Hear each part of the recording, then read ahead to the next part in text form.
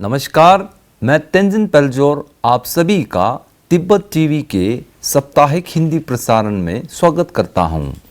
Tibet TV के साप्ताहिक हिंदी समाचार में हम दर्शकों को परम पावन दलाई लामा, वर्तमान तिब्बत के परिस्थिति, निर्वासन में तिब्बत तथा तिब्बत मुक्ति साधना के संदर्भ में वैश्विक कार्यक्रमों की जानकारी प्रस्तुत करते हैं। आगे देखिए इस हफ्ता के प्रमुख खबर। परम पावन दलाई लामा जी द्वारा एशियाई की एक समूह के अनुरोध पर 2 दिवसीय प्रवचन। चीनी पुलिस ने तिब्बत के जावंगपो टाउन से 8 तिब्बतियों को गिरफ्तार किया।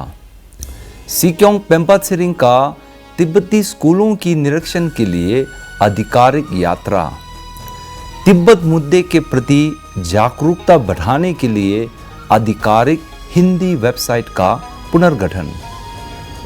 फ्रांस तिब्बत कार्यालय तथा मैसन दूर तिब्बत द्वारा 20वीं हिमालय उत्सव का आयोजन। ब्रिटेन तिब्बती समुदाय के स्थापना की स्वर्ण जयंती समारोह का लंदन के ओल्ड टाउन हॉल में आयोजन। इंटरनेशनल कैंपेन फॉर तिब्बत के यूरोपीय संघ की नीति निदेशक विंसेंट मैटन का तिब्बत मुद्दे पर बयान। अब सुनिए समाचार विस्तार से।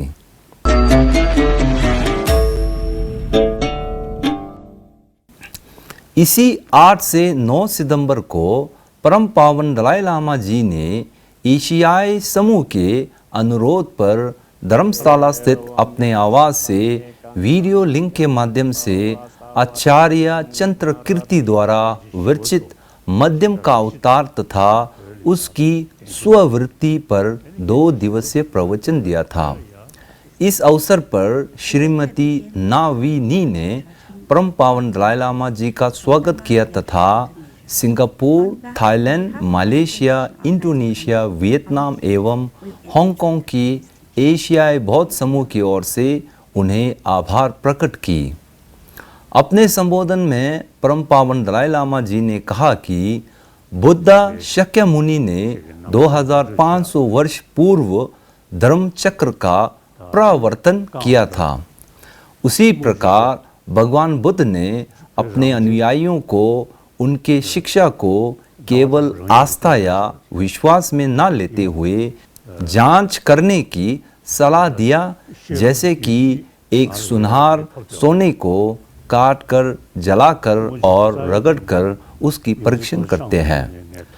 भगवान बुद्ध के बाद उनके शिक्षाओं की संरक्षण के लिए 7 आचार्यों को जिम्मेदारी दी गई थी। अंत में इन शिक्षाओं को अध्ययन केंद्रों जैसे नालंदा विश्वविद्यालय में संरक्षित रखा गया था। नालंदा के गुरुओं की लेखन, जिसमें मध्यम का अवतार तथा उसकी स्ववृत्ति से ये ज्ञात होता है कि वे कितने विद्वान थे। 7वीं शताब्दी में तिब्बत के नरेश सोंगसेन गाम्पो ने तिब्बती वर्णमाला का रचना किया था। उसी प्रकार 8वीं शताब्दी में सम्राट ट्रिसोंग देसेन ने भारत के नालंदा विश्वविद्यालय से प्रसिद्ध विद्वान शांतरक्षित को तिब्बत आमंत्रित कर बौद्ध धर्म की परिचय की थी। सूचना एवं अंतर्राष्ट्रीय संबंध विभाग के संयुक्त राष्ट्र, यूरोपीय संघ और मानवाधिकार डेस्क के अनुसार 7 सितंबर को चीनी अधिकारियों ने तिब्बत के जावंगपो टाउनशिप से 8 तिब्बतियों को हिरासत में लिया था। इनमें गांदेन शेटुप मठ के 6 तिब्बती भिक्षु तथा 2 तिब्बती महिलाएं शामिल हैं। उन्हें परम पावन दलाई लामा जी के फोटो रखने तथा निर्वासन में तिब्बतियों के साथ संपर्क करने की तथाकथित आरोप में गिरफ्तार किया है। ज्ञातव्य है कि चीनी अधिकारियों ने पिछले 2 हफ्ते में जावंगपो से 121 तिब्बतियों को गिरफ्तार किया था। सूत्रों के अनुसार इनमें से केवल 4 लोगों को रिहा की गई है। अन्य तिब्बतियों को अब भी जेल में रखा गया है। गत 7 से 14 सितंबर को केंद्रीय तिब्बती प्रशासन के सिक्योंग पेम्पा छिरिंग के साथ शिक्षा विभाग के सचिव श्री जिग्मे नामगिल तथा समबुड्डा तिब्बतन स्कूल सोसाइटी के निदेशक छिरिंग थुंडुब ने उत्तर भारत के शिमला, सोलैन, हरबटपुर, मसूरी, कालिम्पोंग तथा दार्जिलिंग के तिब्बती स्कूलों की निरीक्षण के लिए दौरा किया था। इस यात्रा का मुख्य उद्देश्य केंद्रीय तिब्बती स्कूल प्रशासन के 5 स्कूलों को केंद्रीय तिब्बती प्रशासन की शिक्षा विभाग के समबुड्डा तिब्बती स्कूल सोसाइटी को ट्रांसफ़र किए जाने के संदर्भ में आकलन करने के लिए रखा गया है। सिक्योंग पेम्पा छिरिंग का तिब्बतन सेटलमेंट पहुंचने पर स्थानीय अधिकारीगण, स्कूल के प्राध्यापक, शिक्षक तथा विद्यार्थियों ने तिब्बती परंपरा अनुसार उनका हार्दिक स्वागत किया।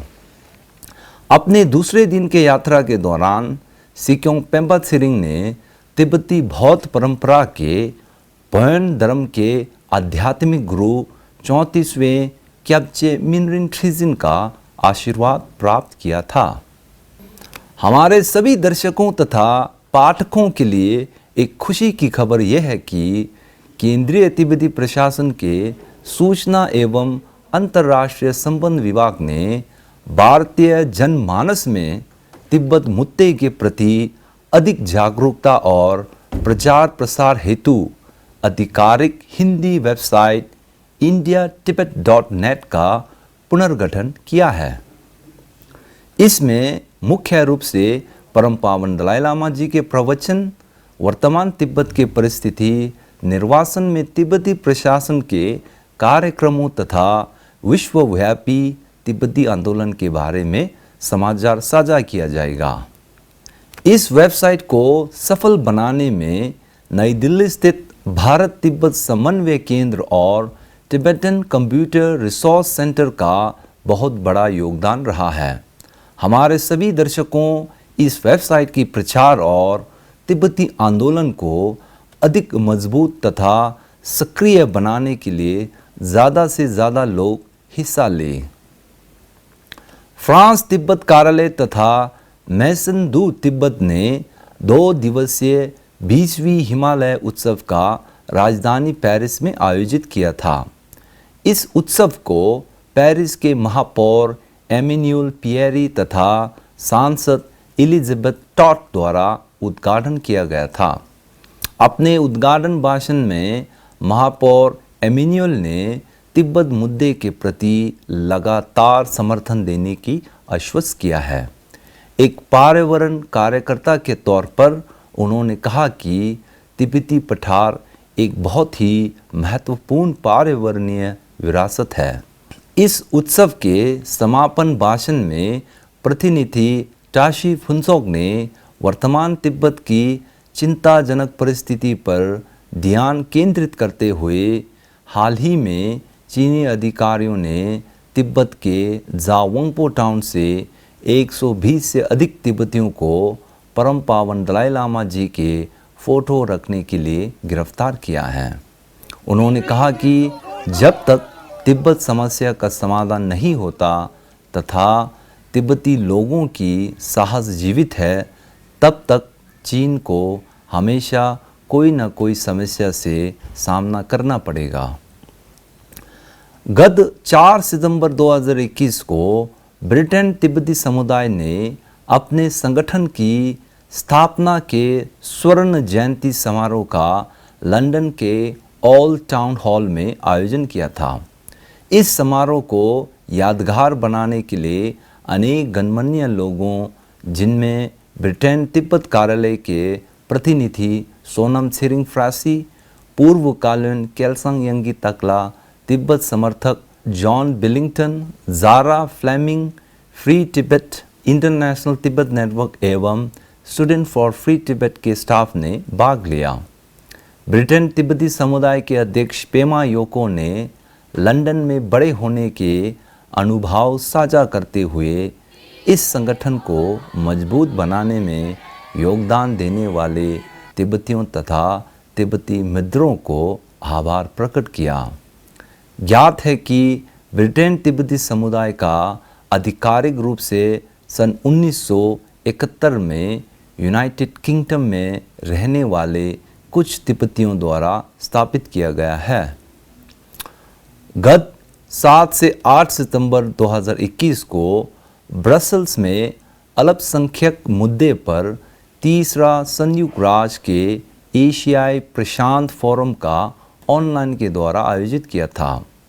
इस बैठक में इंटरनेशनल कैंपेन फॉर तिब्बत के यूरोपीय संघ के नीति निदेशक विंसेंट मैटन ने एक बयान जारी करते हुए चीनी शासन से तिब्बतियों को चीनी कारण में बदलने की नीतियों को बंद करने तथा चीन तिब्बत वार्ता को पुनः प्रारंभ करने की आह्वान किया है।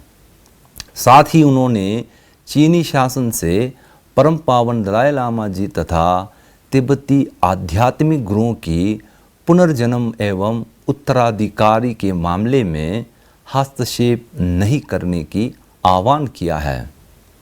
इसी के साथ आज की खबर यही समाप्त होती है। अगले हफ्ते हम फिर मिलेंगे। मुझे दीजिए आज्ञा। नमस्कार।